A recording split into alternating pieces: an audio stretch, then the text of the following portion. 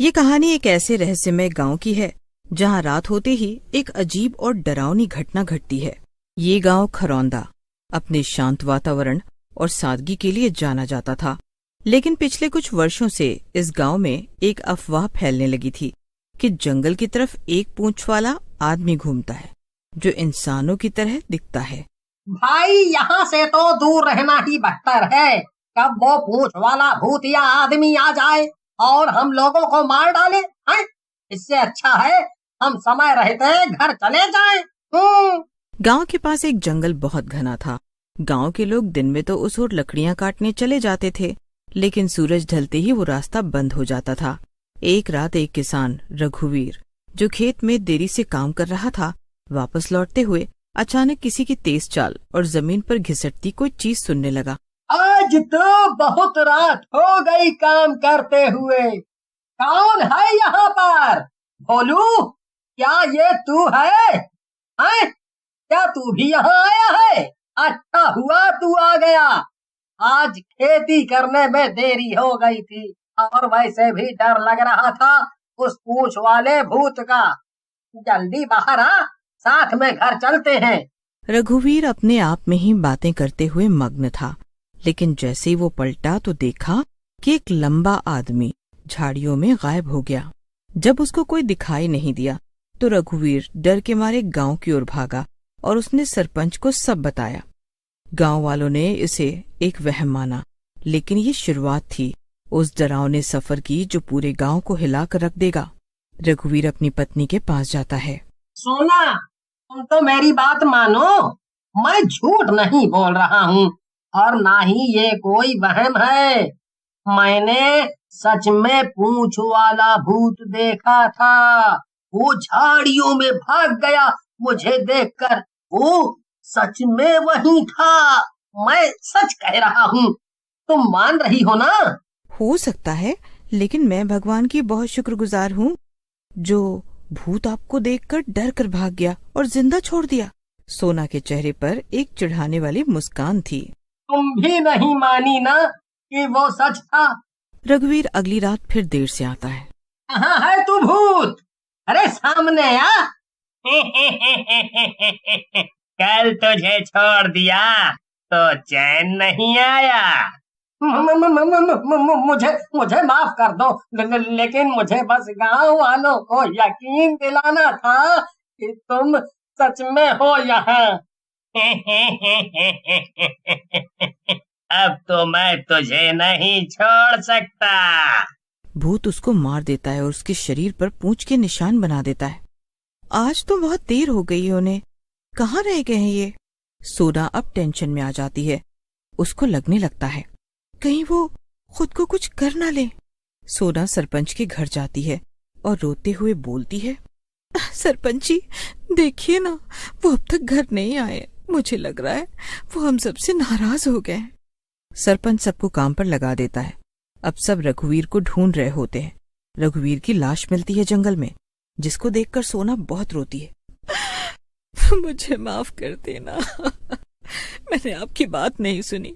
आप सच बोल रहे थे, ये कोई पूंछ वाला ही भूत है जो मेरे पति को ले गया।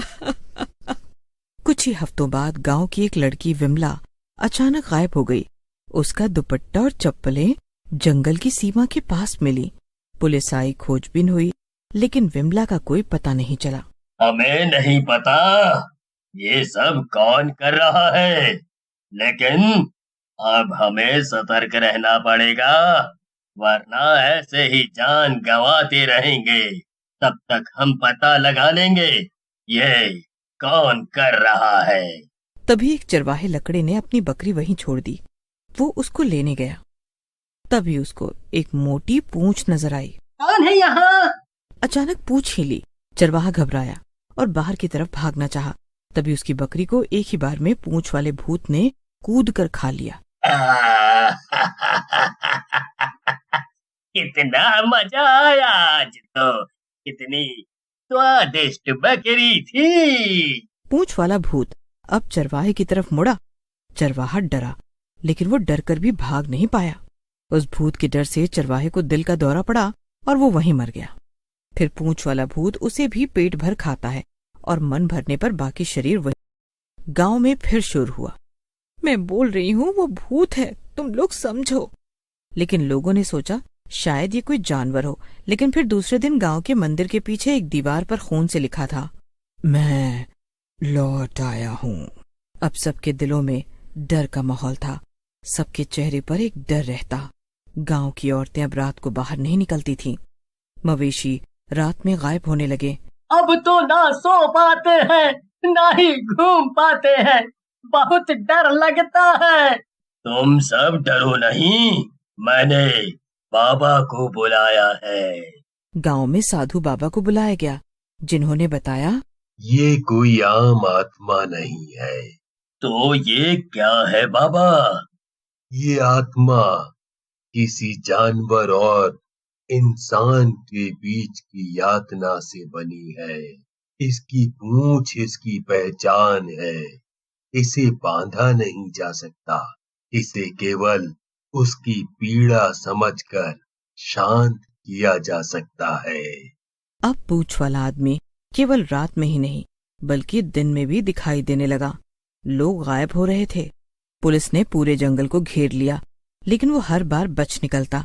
फिर एक दिन गांव के स्कूल के पास एक सीसीटीवी कैमरा लगाया गया, जिसमें एक लंबा बालों से भरा भूतिया आदमी दिखा। उसकी पीठ से लटकी पूंछ जमीन तक पहुंच रही थी। शिवगढ़ गांव के लोग उस पगडंडी की बात करते हुए थर थर कांपते हैं।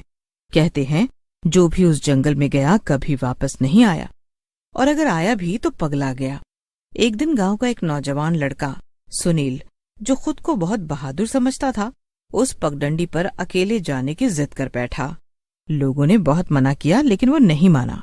जंगल में दोपहर तक तो सब कुछ सामान्य था, पक्षियों की आवाज, हवा की सरसराहट। लेकिन जैसे ही शाम का समय हुआ, वातावरण बदल गया। अचानक पूरा जंगल शांत हो गया, और तभी सामने की झाड़ियों में कुछ हिला। सुनील की सांसें थम गई।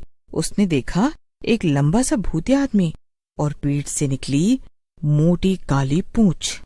वो कांपता रहा। वो भूतिया पूंछ वाला आदमी धीरे धीरे आगे बढ़ा। उसकी आंखें लाल थी। वो सुनील के पास पहुंचा और एक झटके में सुनील को खत्म कर दिया। उस दिन के बाद शिवगढ़ का कोई भी व्यक्ति उस रास्ते की तरफ नहीं गया। लेकिन ये कहानी यहीं खत्म नहीं होती। करीब 2 महीने बाद गांव में एक नया परिवार आया। रामलाल, उसकी पत्नी और छोटी बेटी गुड़िया। उन्हें गांव की उस डरावनी मान्यता पर विश्वास नहीं था। अरे भूत वूत कुछ नहीं होता, ये तो दिमाग की उपज है। पहली रात तो ठीक रही, लेकिन दूसरी रात गुड़िया की चीखें पूरे गांव में गूंजी। गांव वाले दौड़कर रामलाल के घर पहुंचे। गुड़िया कोने में सिकुड़ी बैठी थी, थर थर कांप रही थी। उसकी कांपती आवाज में सिर्फ एक शब्द निकला, पूछ। गांव की सबसे बुजुर्ग महिला दया कुंवर ने सबको बुलाकर बताया, ये पूंछ वाला भूत कोई आम आदमी नहीं है। ये उस आदमी की आत्मा है जो 100 साल पहले इसी गांव में रहता था। उसे गांव वालों ने बंदर समझकर मारा था, क्योंकि उसकी पीठ से पूंछ निकलती थी, और वो किसी और जानवरों में चला गया।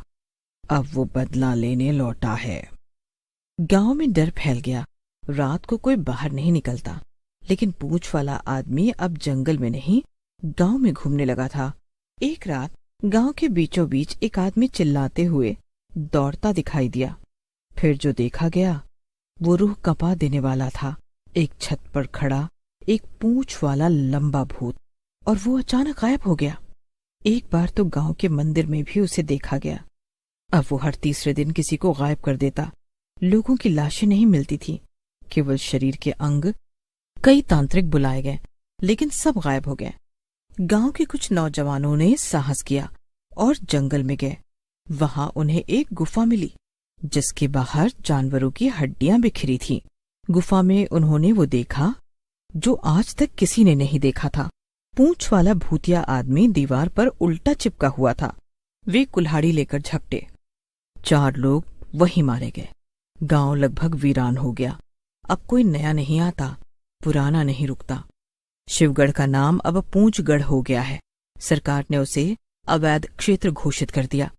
पर कहते हैं जो रात को उस पुराने जंगल के पास से गुजरता है, उसे हवा में पूंछ वाला भूत लहराता